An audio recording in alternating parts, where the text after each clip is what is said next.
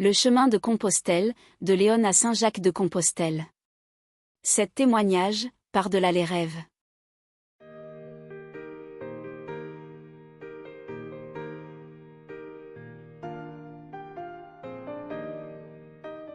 Le chemin de Compostelle est un parcours spirituel, un voyage intérieur qui nourrit le corps et l'âme. Cette pèlerine et pèlerin nous disent pourquoi ce chemin fascine et transforme ceux qui le foulent, pourquoi il est bien plus qu'un simple trajet. Comment il devient une quête de sens. Chacune et chacun partage ses raisons de marcher et les leçons qu'il en tire, illustrées par une citation qui résonne avec leur vécu. Que l'on soit en quête de paix intérieure, d'émerveillement ou de réconciliation avec soi-même, chaque étape devient une invitation à la découverte. Et tous font le même constat, c'est un chemin qui vit en nous, pour toujours.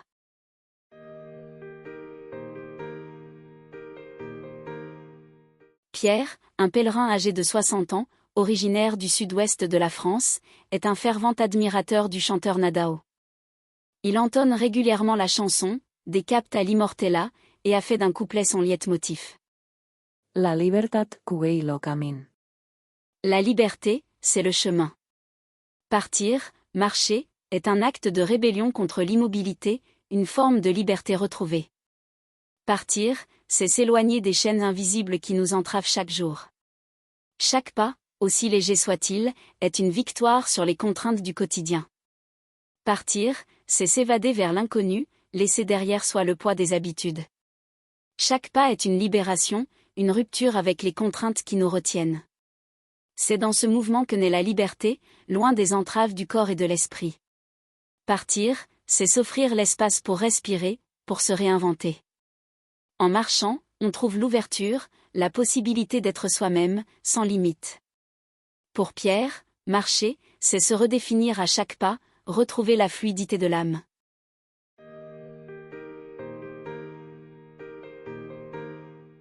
Isabelle, une jeune femme de 30 ans, cite une pensée de Henri Bergson. Le vrai voyageur est celui-là qui part pour partir. Pour moi, dit Isabelle, marcher sur le chemin de Compostelle n'était pas la quête d'un but précis. Je voulais avant tout vivre cette expérience, sans savoir exactement ce que j'allais y trouver. Et c'est dans cette absence d'attente que réside la magie du chemin. Il ne faut pas marcher pour une destination, mais pour la beauté du voyage, pour l'expérience pure de la marche. Isabelle conclut que le chemin lui a appris à vivre dans le présent, sans se projeter dans l'avenir. C'est une invitation à lâcher prise, à accepter que l'on ne contrôle pas tout, et à savourer chaque étape comme un cadeau.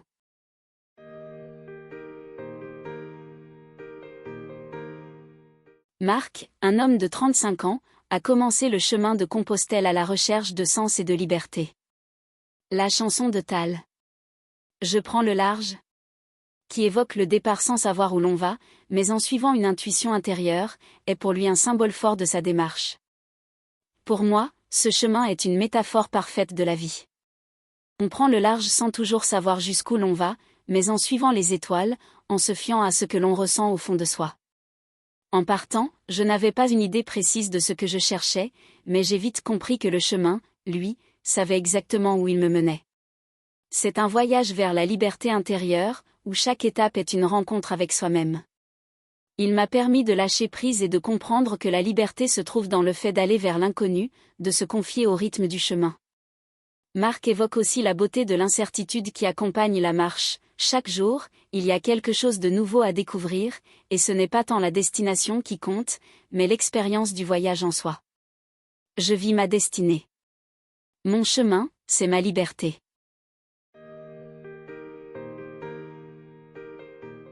Chloé, qui a quitté un travail épuisant pour partir sur le chemin, trouve une grande inspiration dans les paroles de la chanson de Cat Stevens. Farther and son. Now there's a way, and I know that I have to go away.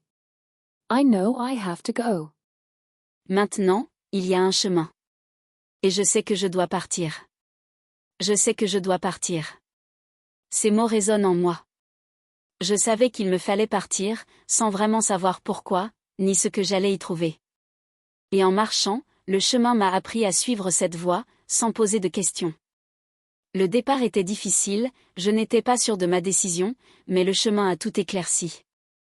Il vous appelle et vous savez, au fond de vous, qu'il vous faut le suivre. C'est une quête silencieuse, une voie qui se dessine peu à peu. Chloé parle aussi de l'énergie du chemin, de cette force invisible qui pousse à avancer. Quand on se laisse porter par le rythme de la marche, on finit par se détacher des préoccupations quotidiennes, et on devient plus réceptif à ce qui nous entoure, au rythme naturel du monde.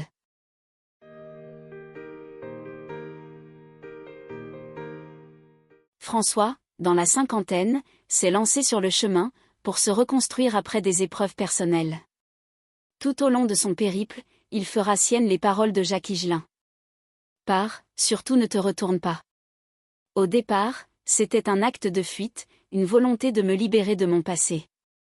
Mais très vite, j'ai compris que le chemin, c'était d'avancer sans regarder en arrière. Ce voyage m'a permis de couper les ponts avec les souffrances du passé. En me concentrant sur l'ici et maintenant, je me suis détaché de ce qui me retenait, de ce qui m'empêchait d'aller de l'avant. C'est dans cette marche, sans retour en arrière, que je me suis réinventé. François parle aussi de l'importance de ne pas chercher à tout comprendre, de laisser les choses se faire. Marcher sur le chemin, c'est accepter l'incertitude, l'inconnu. Et c'est précisément là que la magie opère. On ne sait jamais qui l'on va rencontrer, ce que l'on va ressentir, mais on sait que chaque étape est nécessaire à notre transformation.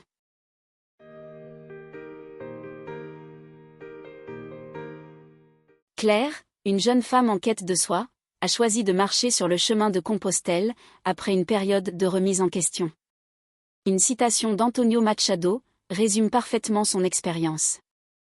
Caminante, no hay camino, el camino se hace al andar.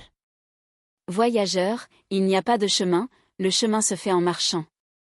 Quand j'ai commencé à marcher, je ne savais pas vraiment où cela allait me mener. J'étais perdue, cherchant un sens, cherchant à me retrouver. C'est en marchant que j'ai découvert le chemin, c'est en avançant que je me suis réconciliée avec moi-même. Ce n'est pas le but qui compte, mais la marche, le processus même. Le chemin se révèle au fur et à mesure, il se fait en marchant, tout comme la vie. Pour Claire, chaque étape sur ce parcours est une découverte, chaque rencontre un éclat de lumière qui éclaire sa propre histoire. Elle évoque les moments de silence, les discussions impromptues avec d'autres pèlerins, et le sentiment d'être en harmonie avec la nature environnante. Le chemin n'est pas seulement fait de paysages, il est fait de moments vécus, de partage, d'une transformation lente mais profonde.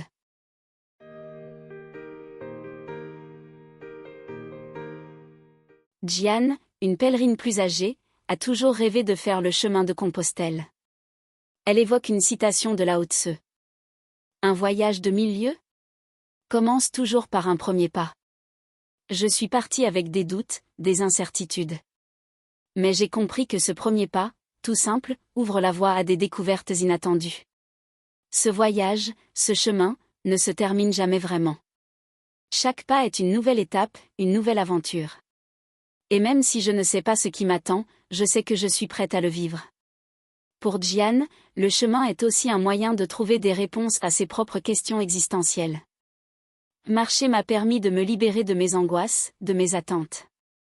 J'ai appris à marcher sans chercher, à vivre sans pression, à accepter l'inconnu comme une partie du chemin.